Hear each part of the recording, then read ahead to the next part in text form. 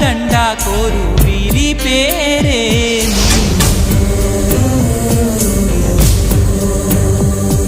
ఇది మనుషులు ఆడే ఆట అనుకుంటారే అంతా, ఆ దేవుడు ఆడే ఆట అని తెలిసేదెప్పుడంట?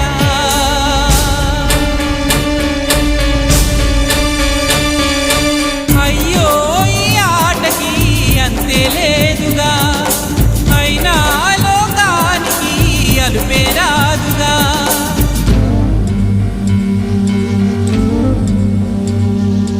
వీరి వీరి గుమ్మడి పండు వీరి పేరేమి?